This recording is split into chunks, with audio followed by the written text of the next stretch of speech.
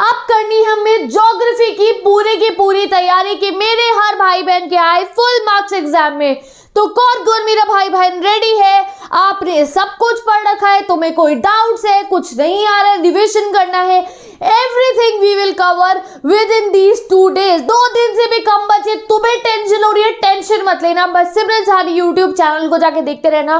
Each and everything we will cover, क्या important question, क्या MCQ और क्या मैप बेस्ड, सब कुछ मैं आपको कवर करा दूंगी। बस टेंशन फ्री होके बिल्कुल पढ़ाई करनी है और जो मैं इंपॉर्टेंट बताती रहूंगी उसको अपनी बुक में मार्क करते रहना है। अभी हम पढ़ने वाले अपने पहले chapter human geography nature and scope के मोस्ट इंपॉर्टेंट क्वेश्चन। अगर ये क्वेश्चन कर लिए तो भाई साहब आप लोग जो है ना एमसीक्यू को भी आंसर कर पाओगे और साथ ही के साथ में यहीं पे चैप्टर भी पूरा रिवाइज करा दूंगी, समझा भी दूंगी। और चैप्टर अगर अलग से पढ़ना है आपको तो 30 मिनट की वीडियो है, 2x पे करके देख लेना, 15 मिनट में चैप्टर यहाँ दिमाग में बस जाएगा। साथ के साथ जो जो इंपॉर्टेंट क्वेश्चन करा रही हूँ इंपॉर्टेंट है तो प्लीज इनको सबको प्रैक्टिस कर लो। बुक 1 बुक 2 दोनों के इंपॉर्टेंट क्वेश्चन अच्छे से प्रैक्टिस कर लीजिए। और अभी बिना कोई टाइम वेस्ट करे हम शुरू करेंगे अपने पहले चैप्टर से। बाकी जितने भी चैप्टर्स हैं उनके अगर नोट्स की आपको टेंशन हो रही है कि नोट्स कहाँ से ले, रिविजन के लिए गाइस चैप्टर मैंने सब पढ़ा रखे हैं। If you want to do the revision तो रिविजन के लिए एक लिंक दिया है मैंने डिस्क्रिप्शन बॉक्स में और पिन्ड कमेंट में, वहां पे मैंने न्यू नोट्स जो है अपलोड कर दिए हैं इंस्टाग्राम गाइड बना के, वहां से आप एक्सेस कर सकते हो। और कम्युनिटी पेज पे भी है, वहां से भी आप जो है लिंक एक्सेस करके सभी नोट्स को डाउनलोड कर सकते हो और वहां से होगा तुम्हारा बेहतरीन रिवीजन। एनसीईआरटी तो पढ़ रखी है, नहीं पढ़ी तो मेरी वीडियो से जाके पढ़ लो, ठीक है। उसके बाद वो नोट से रिवीजन कर लेना कंप्लीट, ठीक है। अब पढ़ते हैं पहले चैप्टर के मोस्ट इंपॉर्टेंट क्वेश्चन गाइस। एक एक कोने से सभी टाइप के क्वेश्चन जो है यहाँ पे मैंने आपको कवर करवा दिए हैं। मैं जो बच्चे जो है नोट्स एक्सेस नहीं कर पा रहे जो है तो वो स्क्रीनशॉट क्लिक कर लेना, आई विल गेट असाइड, मुझे लाइव चैट में बता देना और कोई क्वेरीज हो तो, ठीक है। पहला question, what is the subject matter of the study of human geography, explain any 3 facts. ये क्वेश्चन बिल्कुल दिमाग में कॉपी पेस्ट कर लो।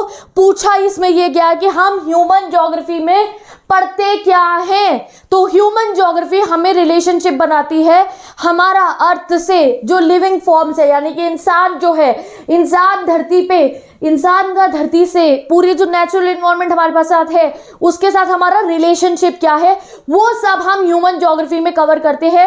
ह्यूमन ज्योग्राफी एक बहुत ही वास्ट कॉन्सेप्ट है, बहुत चीजें हम इसमें पढ़ते हैं। तो the subject matter of the study of human geography is as follows. भाई ये इंग्लिश पढ़ के कंफ्यूज मत हो ना, सब्जेक्ट मैटर ये पूछ रहे हैं कि आप ह्यूमन ज्योग्राफी में क्या क्या पढ़ते हो।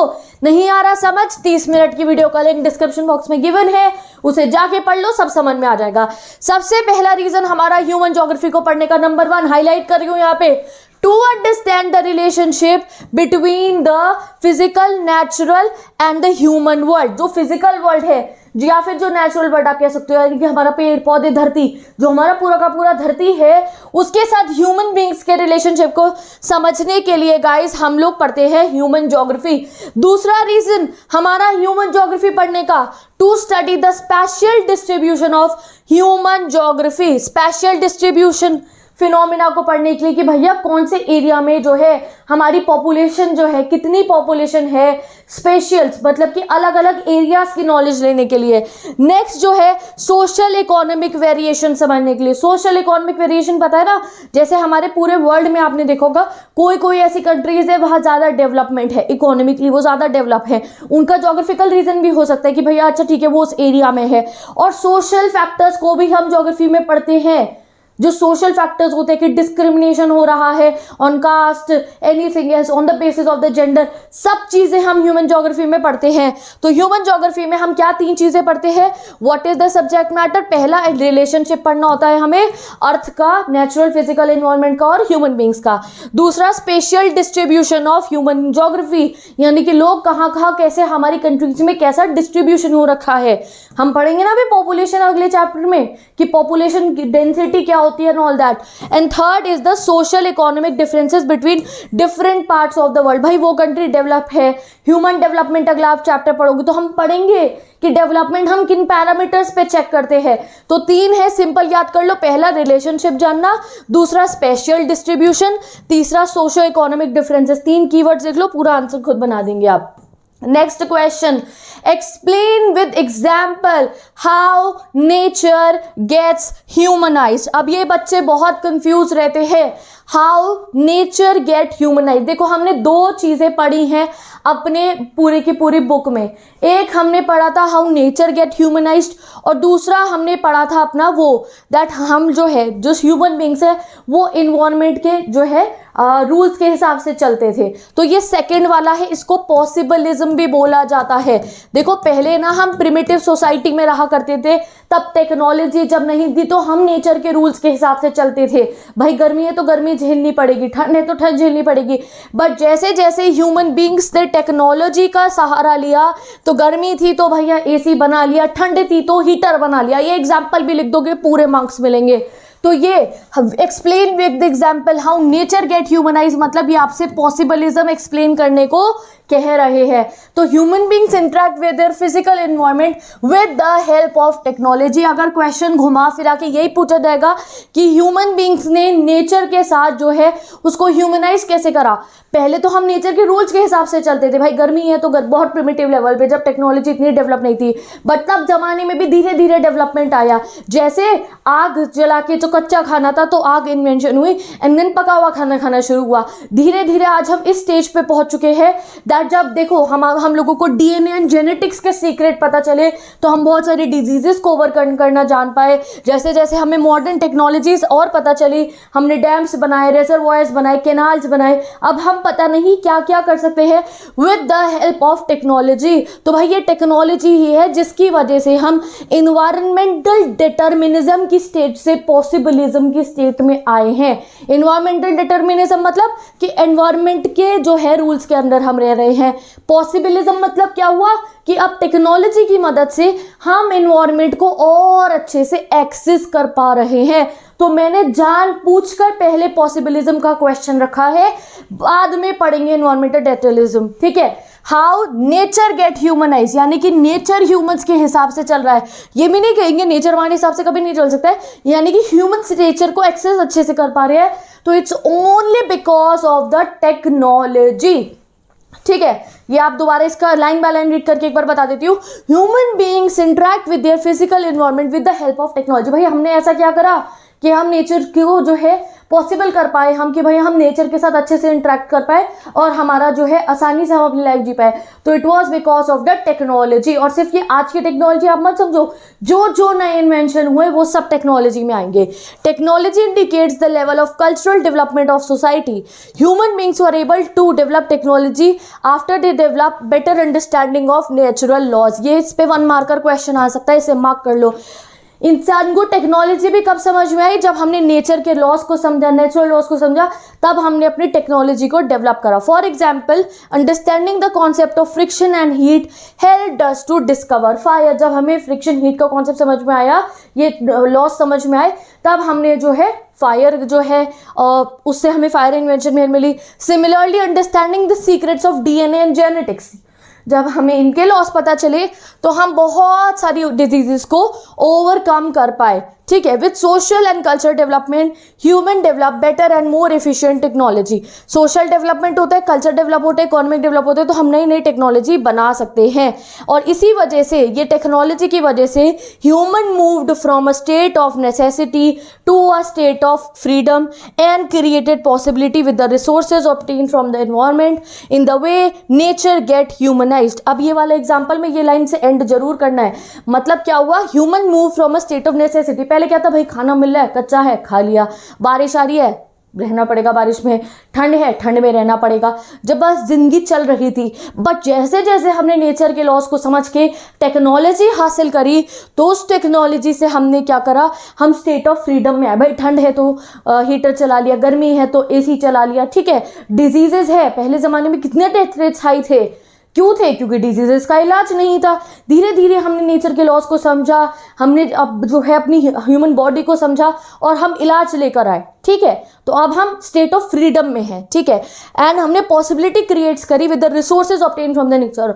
और अब भी रिसोर्सेज तो नेचर से लिए, ऐसा तो नहीं टेक्नोलॉजी के लिए जितनी भी हमें रिसोर्स चाहिए हम कहीं खुद से लेकर आए थे, नहीं, सब कुछ हमें नेचर प्रोवाइड कर रहा है। In this way nature get humanize, यानी कि नेचर ह्यूमंस के साथ जो है उनके साथ में कंपैटिबिलिटी में रहना शुरू हो गया। पहले हम नेचर के डोमिनेशन में रहते, जैसे आप समझो नेचर की और ह्यूमंस की, they are into a marriage, ठीक है, मैरिज हो रखी है, शादी हो रखी है नेचर की ह्यूमन की। पहले नेचर डोमिनेटिंग था, बट जैसे ही टेक्नोलॉजी का सहारा लिया ह्यूमंस ने, देन ह्यूमंस डोमिनेटिंग हो गए, ठीक है। ये आपका सिस्टम चल रहा है इसमें। अब पढ़ते हैं हम दूसरा concept, what is the meaning of environmental determinism, how did naturalization of humans led to the development of the concept. अब ये देख लीजिए, आप मैंने जानबूझ के आपको ये क्वेश्चन सेकंड पे कराया है। Naturalization of humans. The concept of determinism explains that human is a passive agent influenced by environmental factors, that are factors like climate, flora, fauna, etc. Naturalization of humans mean where nature is stronger than humans and therefore humans are controlled by nature. Naturalization of human मतलब कि जिस ज़माने में nature ज़्यादा strong था, कौन सा, primitive edges जैसे हो गई, जब जो है खाना कच्चा खाया करता था, बारिश थी तो बारिश में रहना पड़ेगा, गर्मी है बहुत तो गर्मी में रहना पड़ेगा, वहाँ पे नेचर डोमिनेट था। This type of interaction was between primitive human, मैंने कहा ना प्रिमिटिव एज में था, प्रिमिटिव एजेस में ये होता था। At that time forces of nature were strong and human struggle to survive in the environment. उस समय पे नेचर की फोर्सेस बहुत स्ट्रॉन्ग थी, ह्यूमन बीइंग स्ट्रगल करते थे। Humans were passive agents, this give rise to the environmental determinism, ठीक है। तो एनवायरमेंटल डिटर्मिनिज्म मतलब नेचर है डोमिनेट, ह्यूमनाइज, और आपका वो आ जाएगा सेकेंड वाला पॉसिबिलिज्म मतलब ह्यूमंस डोमिनेटिंग है। इस पे पता नहीं भर भर के एमसीक्यू भी आ सकते हैं, अलग से भी प्रिपेयर करवा दूंगी, इसका स्क्रीनशॉट क्लिक कीजिए।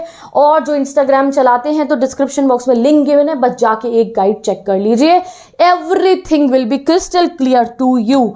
अब अगला पढ़ते हैं, what is the new concept of Griffith Taylor in the field of human geography. आने के चांसेस बहुत ज्यादा है, तो इसको क्रिस्टल क्लियर कर लो, मार्क कर लो इसको। देखो अब ये आए थे हमारे ग्रिफिथ टेलर जी, एक वो, हाँ, इन्होंने कहा भैया कि ऐसा तो कुछ नहीं होता कि भाई एक समय पे एनवायरनमेंट ये था पॉसिबल, नहीं भैया, दोनों को साथ में कंपैटिबिलिटी से रहना चाहिए। तो इन्होंने एक नया कॉन्सेप्ट बनाया जिसको बोला गया नियो डिटर्मिनिज्म, या फिर उसको बोला गया स्टॉप एंड गो। इन्होंने इसका ट्रैफिक लाइट से कंपैरिजन करा। इन्होंने कहा कि देखो ह्यूमन बींग्स ने डेवलपमेंट करना शुरू करा, ह्यूमन बींग्स ने टेक्नोलॉजी का यूज करके नेचर को क्या कर दिया, पॉसिबल कर दिया। बट एक समय ऐसा भी आता है जब इन्वायरमेंट हमें जो है सिग्नल्स देते हैं that we have to stop. जैसे रेड लाइट होती है, तो अगर आप रेड लाइट पे स्टॉप नहीं करोगे तो एक्सीडेंट होगा ना, डेफिनेटली एक्सीडेंट होगा। अगर रेड लाइट है, सामने वाले को लग रहा है और सामने वाला रुक जाएगा और तुम तो चले जा रहे हो, तो उसको तुम्हारा दोनों को एक्सीडेंट होगा। सिमिलरली ये समझा रहे हैं कि अगर आप ये सोच रहे हो कि अब तुम्हारे पास टेक्नोलॉजी और तुम नेचर को जो है डोमिनेट करते रहोगे, तो इन दैट स्टेज आपको जो है एक्सीडेंट होगा, क्योंकि नेचर को भी ओवरकम करने। अब हमने इतनी पॉल्यूशन कर दी, तो अभी नीड ऑफ द आवर क्या है कि हम पॉल्यूशन लेवल्स लो करें। जब इंडस्ट्रियलाइजेशन का टाइम था तब नेचर ने हमें अलाउ करा कि हाँ ठीक है लगाओ इंडस्ट्रीज। अब जब इतनी हमने पॉपुलेशन हाई कर दिया, हमने इतनी ज़्यादा पॉल्यूशन कर दिया, तो अब टाइम है कि हम नेचर को हील होने का टाइम दे। तो ये चीज़ उन्होंने स्टॉप एंड गो डिटर्मिनिज्म के थ्रू दी। उन्होंने कहा ऐसा नहीं है कि भाई पहले ज़माने में ही एनवायरनमेंट नेचर जो है डोमिनेटिंग था, नहीं, अभी भी अगर हम जो है नहीं सुनते हैं नेचर की, देन हमें जो है, हम अपने आप देखते हैं हमें नेचुरल कैलेमिटीज़ का सामना करना पड़ता है। हम लोगों को कितने नेचुरल कैलेमिटीज़ का सामना करना पड़ता है। अर्थक्वेक आ जाते हैं, सुनामी आ जाती है, ग्लोबल वार्मिंग इतनी बड़ी है, ग्लेशियर्स मेल्ट हो रहे हैं। तो नेचर तो हमें अभी भी सिग्नल दे रहा है, नेचर का डोमिनेशन अभी भी है। ऐसा नहीं है नेचर डोमिनेशन नहीं है, नेचर का डोमिनेशन है, इंसान सुन नहीं रहे हैं। तो यही चीज़ ग्रिफिथ टेलर ने बनाई, the concept of neo determinism. इन्होंने कहा कि एक मध्यम मार्ग होना चाहिए। एग्जाम में आने मध्यम मार्ग कहना, हिंदी कहाँ से आ गई भाई, तो कंफ्यूज मत होना, मध्यम मार्ग उन्होंने खुद एक्सप्लेन करा। उन्होंने कहा एक मिडिल पाथ है between environmental determinism and possibilism, कि इन्वायरमेंट का जहाँ पे डोमिनेशन था और जहाँ ह्यूमन बींग्स ने टेक्नोलॉजी का यूज करके नेचर को एक्सेस करना शुरू करा, उसके बीच में एक मध्यम मार्ग है। और वो उन्होंने कहा it can be understood by following points. वो फॉलोइंग पॉइंट्स मैंने आपको रेड लाइट के एग्जांपल से बता दिए हैं, एक बार दोबारा पढ़ लेते हैं, ठीक है। द कॉन्सेप्ट एनविसेजेस की जगह कौन एक्सप्लेन लिख सकते हो, that there is nothing absolute, उन्होंने कहा there is nothing like absolute environmental determinism and absolute freedom या फिर पॉसिबिलिज्म, ऐसा कुछ नहीं होता है, दो एक्सट्रीम कहीं भी नहीं है। Human being can inhibit nature by obeying to it as possibilities can be created within a limit. वो कह रहे हैं पॉसिबिलिटी, आप कह रहे हो ना टेक्नोलॉजी का यूज करके तुम नेचर के डोमिनेट करो, नहीं, वो लिमिट में हो सकता है, आपको नेचर की बात अभी भी माननी पड़ेगी। Over exploitation of natural resources for the development of economy causes environmental problems like greenhouse effect, ozone layer depletion, global warming, receding glaciers and degrading lands, और इनका आफ्टर इफेक्ट हमें खुद ही झेलना पड़ेगा। तो ऐसा नहीं है कि हाँ पे टेक्नोलॉजी आ गई तो हम नेचर को कहे भैया अब तो ह्यूमंस डोमिनेटिंग हो गए, नहीं, अब है स्टॉप एंड गो डिटर्मिनिज्म का टाइम, अब है न्यू डिटर्मिनिज्म का टाइम, कि हम जब नेचर हमें सिग्नल दे रहा है, अर्थ हमें सिग्नल दे रही है, देन वी शुड स्टॉप, हम नेचर को हील होने का टाइम दे, फिर दोबारा अपना डेवलपमेंट प्रोसेस चलाए। तो बहुत इंपॉर्टेंट एग्जाम के लिए क्लिक द स्क्रीनशॉट, इस पे बहुत एमसीक्यू भी आ सकते हैं, वो भी कवर कर लेंगे।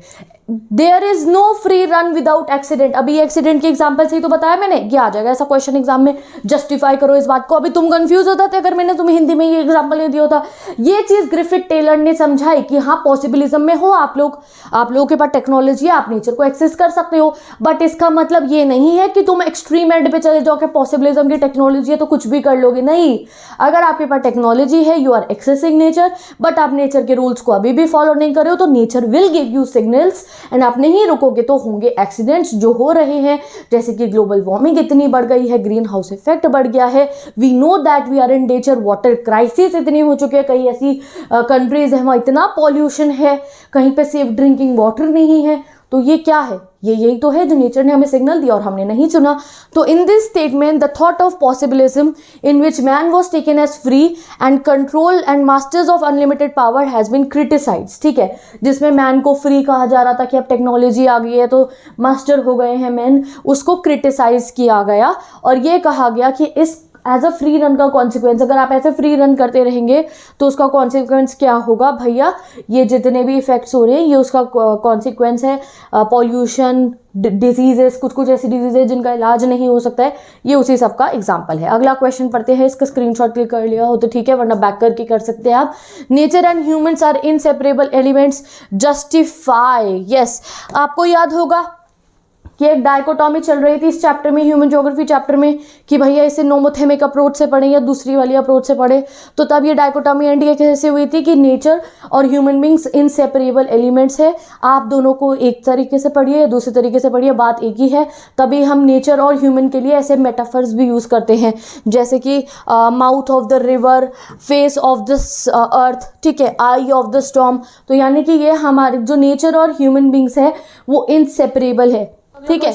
State 6 different fields of human geography and state any 6 सब फील्ड्स ऑफ ह्यूमन ज्योग्राफी, ये आपको पूरा अच्छे से लर्न करनी है। मैंने आपको पहले भी कहा था कि यहाँ पे आपको लर्निंग करना जरूरी है, इस पे एग्जाम में क्वेश्चन आ सकते हैं। तो ये वाले कॉन्सेप्ट को आप मेरी पुरानी वीडियो जाके भी देख सकते हो, नहीं तो इस वाले कॉन्सेप्ट को आप नोट्स में से पढ़ लेना, नहीं तो एनसीईआरटी में से ये दोनों चार्ट्स को एक बार रीड जरूर करना है, यहाँ से क्वेश्चन आएंगे, ठीक है। चलो अगले क्वेश्चन पे चलते हैं। How is the knowledge of nature important to develop technology, वही क्वेश्चन थोड़ा डिफरेंट फॉर्म में पूछ लिया गया है कि भाई नॉलेज ऑफ नेचर क्यों जरूरी है टेक्नोलॉजी बनाने के लिए, क्योंकि गाइज जब हमें नेचर की नॉलेज होगी तभी हम टेक्नोलॉजी को भी अच्छे से एक्सेस कर पाएंगे, ठीक है। तो ये वही क्वेश्चन है, सेम लैंग्वेज का है, बस थोड़ा सा जो है क्वेश्चन की लैंग्वेज डिफरेंट है, आंसर वही होने वाला है। अगले क्वेश्चन पे चलते हैं हम। Explain with example how nature get humanized. अब मैंने आपको एक एग्जांपल से ऐसे बता दिया है कि आप सबको समझ में आ जाएगा नेचर कैसे ह्यूमनाइज हुआ, टेक्नोलॉजी की मदद से। तो with social culture development humans develop better and more efficient technology, they create new possibilities with the environment, nature provide opportunities and human evolution of this opportunities, यानी कि नेचर ने भी हमें अलाउ करा, it is called possibilism, nature gives an opportunity and man sustains. ऐसा नहीं है nature के बिना परमिशन, नेचर ने हमें समझाई चीजें, नेचुरल लॉज हमें समझ में आए और हमने टेक्नोलॉजी बनाई। In this way gradually humanization of nature take place और ये चीज़ जो है आपको यहाँ पे एक्सप्लेन करनी है। एग्जाम्पल में आप कुछ भी लिख सकते हो, जैसे हमने डैम्स बनाए, हमने कैनाल्स बनाए, और कोई भी एग्जाम्पल अगर आपको मेंशन करना हो। अगले क्वेश्चन पे चलते हैं, differentiate between humanistic and welfare school of thought and behavioural school of thought. ठीक है, तो ये मैंने आपको चैप्टर में भी समझाया था, इसके ऊपर लॉन्ग क्वेश्चन आ सकता है। ये जो आपकी वेलफेयर स्कूल ऑफ थॉट है, और आपकी ये जो बिहेवियरल स्कूल ऑफ थॉट है, और ह्यूमनिस्टिक स्कूल ऑफ थॉट है, तीनों का आंसर जो है एक बार मैं इस वीडियो के डिस्क्रिप्शन बॉक्स में भी पेस्ट कर दूंगी, और आप चैप्टर में से जाके ये तीनों थ्योरीज को समझ लीजिए। मैं अभी यहाँ पे एक्सप्लेन नहीं कर रही हूँ, क्योंकि मुझे जल्दी से अगले चैप्टर्स के भी क्वेश्चन आंसर्स क्रिएट करने हैं। आप चैप्टर वाली वीडियो लिंक कर दिए, वहाँ से जाके स्किप करके बस वहां से समझ लो। ये तीनों बहुत इंपॉर्टेंट है, इनको लीव नहीं करना है, तीनों स्कूल ऑफ थॉट को। एक बार शॉर्ट में समझा देती हूँ। वेलफेयर स्कूल ऑफ जो थॉट था वो कंसर्न करता था सोशल वेलबींग पे ऑफ द पीपल, और वो ये देखता था कि हाँ, हमें हाउसिंग पे, लोगों की हेल्थ पे और एजुकेशन पे ध्यान देना चाहिए। Radical school of thought Marxist की थ्योरी से, जो कार्ल मार्क्स थे उनकी थ्योरी से रिलेटेड था। वो कहते थे कि जितनी भी पॉवर्टी हो रही है, डेप्रिविएशन हो रहा है, सोशल जेंडर इनइक्वालिटी हो रही है, तो उसको रिमूव करने के लिए हमें कम्युनिज्म को फॉलो करना होगा। कैपिटलिज्म को जो है अगर हम फॉलो करेंगे तो नहीं हो पाएगा। याद है कम्युनिज्म, कैपिटलिज्म पॉलिटिकल साइंस में इतनी बार पढ़ा है। कोई कंफ्यूजन हो रही है आपको थ्योरीज में, डिस्क्रिप्शन बॉक्स में जो 30 मिनट की वीडियो गिवन है उसके आप 20 मिनट्स पे जंप कर जाइए, 5 मिनट में आपको थ्योरी समझ में आ जाएगी। बिहेवियरल स्कूल ऑफ थॉट ने क्या कहा कि अब हम कैसे पढ़ेंगे अपनी ह्यूमन ज्योग्राफी को, on the basis of experience. जो अलग अलग देश के जिस जिस कोने में जो जो चीज़ एक्सपीरियंस करी जा रही है उसके बेसिस पे हम ज्योग्राफी समझेंगे। परसेप्शन ऑफ स्पेस बाय अलग अलग तरीकों से हमें पढ़ना होगा। ठीक है, तो ये जो तीनों थ्योरीज हैं इस पे आएगा लॉन्ग क्वेश्चन, तो एक बार इसको पेपर पे लिख लेना है अच्छे से। जो मोस्ट इंपॉर्टेंट चीज़ें थी वो मैंने आपको कवर करा दी है, और जो नेक्स्ट चीज़ है वो नूमत है में, और जो वो डायकोटॉमी थी उस पर मैंने MCQ क्रिएट करे है, तो उसकी वीडियो का वेट करना। मैं चलती हूँ, अगले चैप्टर की वीडियो में मिलते हैं। आपके पास आई डोंट थिंक सो कि हर वीडियो की नोटिफिकेशन आएगी, बट आप जो है चैनल को चेक करते रहना बाकी सभी चैप्टर्स के इंपॉर्टेंट क्वेश्चन के लिए और MCQ के लिए। कोई क्वेरीज है तो कॉमेंट सेक्शन में बता सकते हो, और जो वीडियो लिंक करी है मैं हर एक क्वेश्चन की जो है वीडियो के लिंक में डिस्क्रिप्शन बॉक्स में जो है वीडियो का लिंक डालूंगी चैप्टर का। 2x पे करके सुन लेना, चैप्टर पूरा यहाँ दिमाग में बच जाएगा। जो कोई छोटे वाले व्हाइट बोर्ड पे भी है उसको भी सुन लेना। आपको सिर्फ मेरी बात सुननी है, आपको पूरा चैप्टर समझ में आ जाएगा। इंपॉर्टेंट क्वेश्चन मैं यहाँ करा रही हूँ। ठीक है, तो मैं चलती हूँ, bye bye, take a best of luck. And Instagram से जाके नोट्स क्लिक कर जो है आप चेक कर सकते हो, डाउनलोड कर सकते हो, क्लिक कर सकते हो, पिन कमेंट में लिंक गिवन है, या फिर जो है आप कम्युनिटी से भी चेक कर सकते हो। तो मैं चलती हूँ, बाय बाय।